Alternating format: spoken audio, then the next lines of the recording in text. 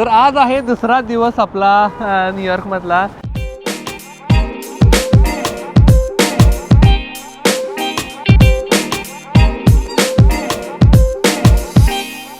आणि सकाळी आपण बऱ्याच ठिकाणी 2-4 ठिकाणी जाणार आहे.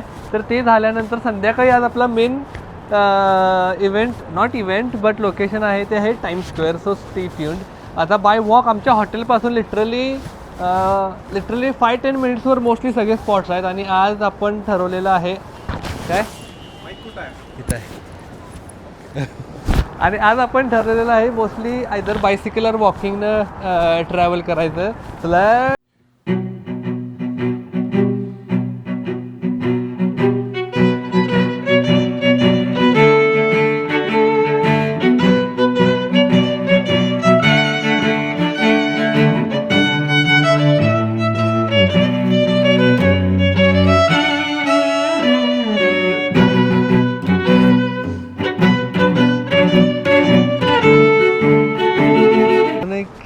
युनिक बिल्डिंग आहे. ट्रेजरी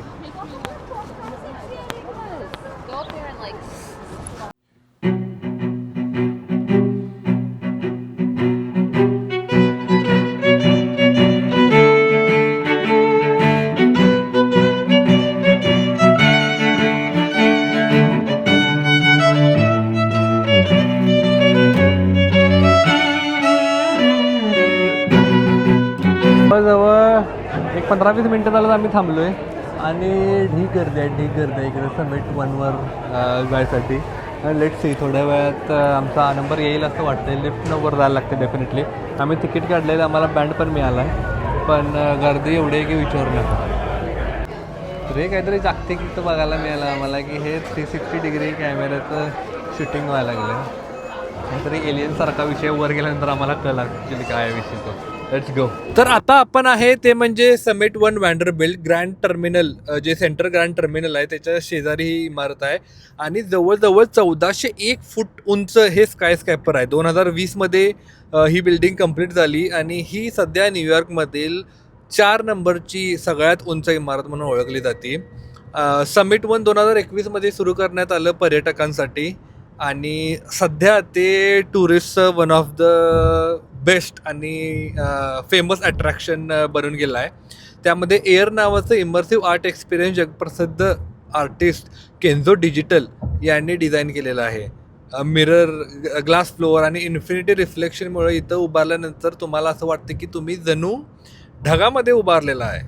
त्यामुळं 90पेक्षा जास्त मजली उंचीवरून जेव्हा तुम्ही न्यूयॉर्ककडे बघताय तेव्हा मॅनहॅटन शहर, सेंट्रल पार्क किंवा हडसन रिव्हर, ईस्ट रिव्हर आणि अगदी तुम्हाला स्टॅच्यू ऑफ लिबर्टीसुद्धा दिसते. त्यामुळे एवढी उंच इमारत ही आहे. दरवर्षी लाखो पर्यटक हा अनुभव घेण्यासाठी समिटला भेट देतात. फोटो आणि रील्स क्रिएटरसाठी ही न्यूयॉर्कमधली one of the best building म्हणून ओळखली जाते सध्या. हा कसला युनिक एक्सपिरियन्स आहे बघा बॅक साईडला.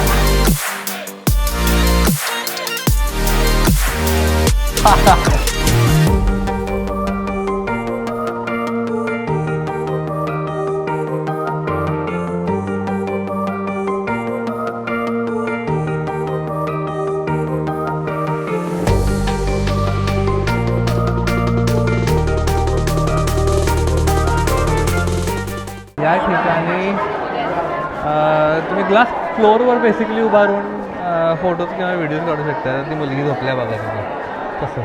तिथनं 20 मिनिटाची लाईन आहे. So we are not going basically, कारण का तो एक्सपिरियन्स काही एवढा काही क्लासी वाटत नाही. फक्त वेळ वाया घालवायचा प्रकार. आणि हे आपण फायनली आलेलो आहे टेरेसवर.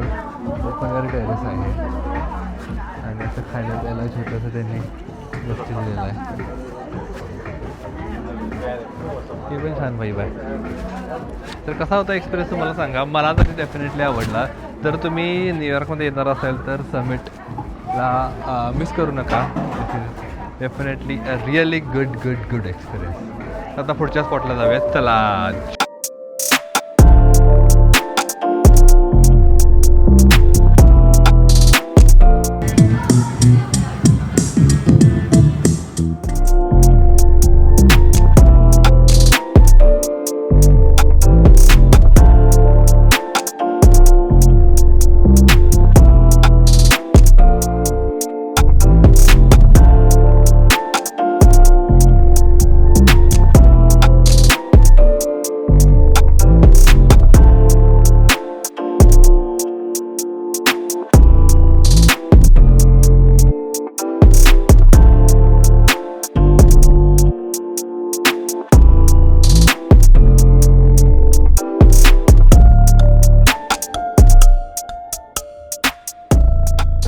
Guys, the one of the best tacos we had today. Seriously, हा स्पॉट तुम्ही न्यूयॉर्कला आल्यानंतर अजिबात मिस करायचं नाही आहे, अजिबात मिस करायचं.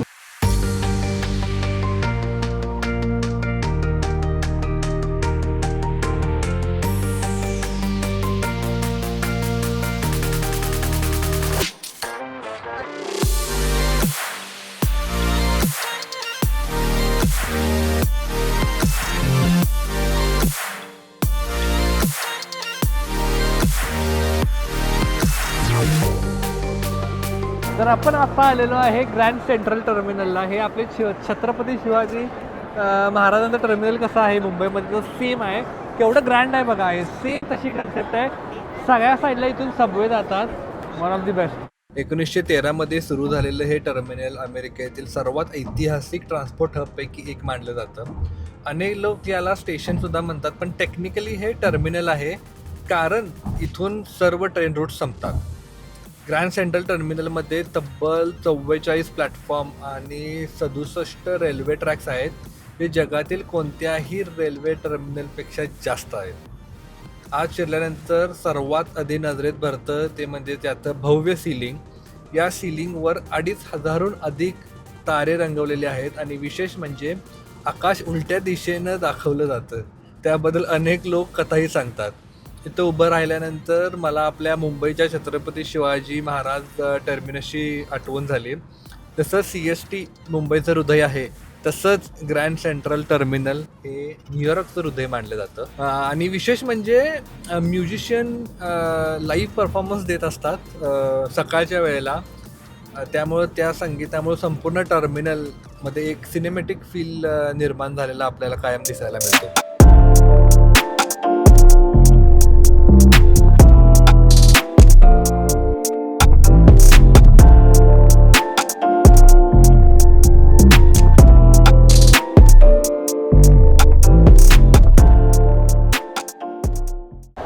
गाईज, ग्रँड सेंट्रल टर्मिनलच्या इथं जर तुम्ही खाली बेसमेंटला आला ना तर मंगोला बेकरी म्हणून आहे. तिथे ह्यांचं बनाना पुडिंग म्हणून खूप फेमस आहे. वांड आहे, वांड मला खूप आवडलं. डेफिनेटली ट्राय करा. तर 1996 ही सुरू झालेली बेकरी जगप्रसिद्ध झाली. ती सेक्स अँड द सिटी या TV सिरीजमुळं. या मालिकेमध्ये एक जो सीन होता, त्या सीनमुळं बनाना पुडिंगची लोकप्रियता एवढी वाढली की तिथं हजारो लोक रोज ते बनाना पुडिंग खायला येतात आणि मी सुद्धा त्यामधला एक येतो.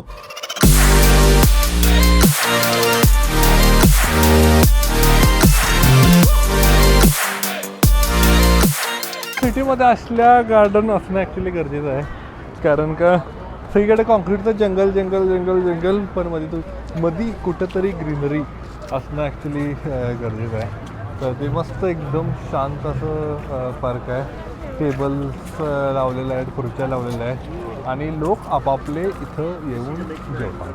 आपापले तुम्ही फूड घेऊन या आणि निवांत बसू शकताय. तर राईट साईडला स्टेजसुद्धा आहे. तिथं आज कार्यक्रम होणार आहे.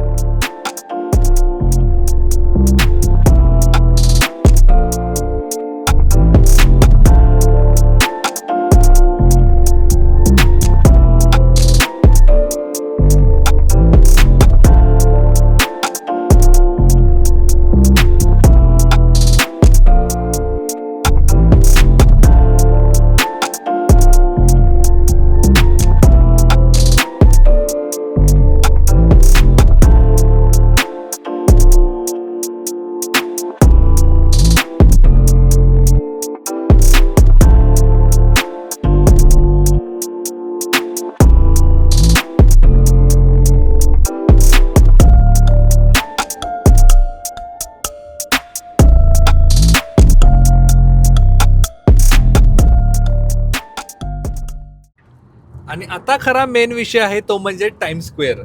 मला सांगा, तुम्हाला 100% माहीत नसणार आहे की या ठिकाणाला टाइम स्क्वेअर नाव का पडलं. तर तुम्हाला आज कळणार आहे आपला व्लॉग बघितल्यानंतर. 1904 न्यूयॉर्क टाइम्स या वृत्तपत्राने आपल्या मुख्य कार्यालय इथं हलवल्यानंतर या भागाला टाइम स्क्वेअर असं नाव देण्यात आलं. तर हे आहे मेन रिझन, लक्षात घ्या. आज टाइम्स स्क्वेअरला दरवर्षी 50 दशलक्षापेक्षा जास्त पर्यटक भेट देतात आणि दररोज जवळपास 3 ते 4 लाख लोक या चौकातून फिरतात. इथल्या LED बिलबोर्ड्सवर दरवर्षी कोट्यावधी डॉलर्सची जाहिरात केली जाते. New years eve ball drop पाहण्यासाठी दरवर्षी लाखो लोक इथे जमतात. माझा सुद्धा बिलबोर्डवर लागलेला व्हिडिओ तुम्हाला यामध्ये बघायला मिळेल. दरवर्षी हजारो लोक स्क्रीनच्या प्रकाशात टाइम्स स्क्वेअर अक्षरशः चमकत असतं. त्यामुळे याला the cross road of the world असंही म्हटलं जातं. पण टाइम्स स्क्वेअरमधलं सर्वात आठवणीचा क्षण माझ्यासाठी म्हणजे जेव्हा मी तिथं पोचलो, तेव्हा कोल्हापूरचे काही फ्रेंड्स आपल्याला भेटायला तिथं आलेले होते. येत नव्हतं की तिकडे.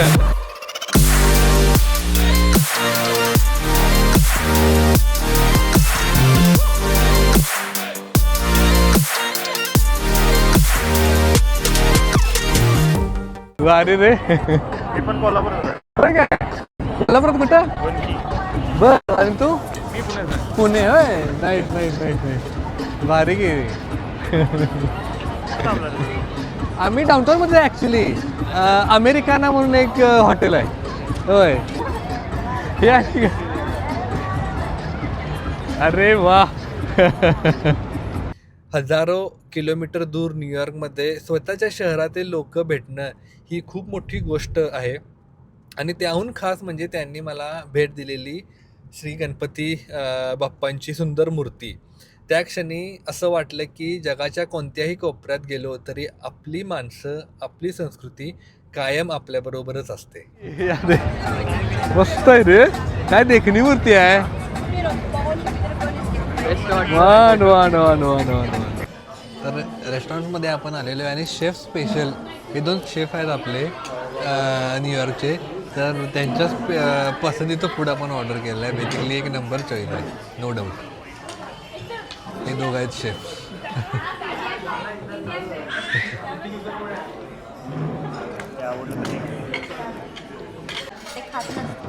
चिकन लॅम्ब आलेला आहे.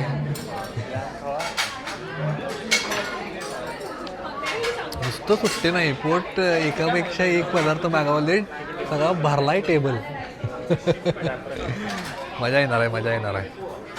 आणि अशा प्रकारे न्यूयॉर्कमधला दुसरा दिवस हिस्ट्री, आर्किटेक्चर, फूड, फ्रेंडशिप आणि अनफर्गेटेबल मेमरीजने भरलेला ठरला. तर अशाच इंटरेस्टिंग व्हिडिओसाठी पुढं आपल्याला बघत राहायला लागणार आहे. त्यासाठी तुम्हाला सबस्क्राईब करायला लागणार आहे GM व्लॉग्सला. चला भेटू उद्या नवीन व्लॉगमध्ये.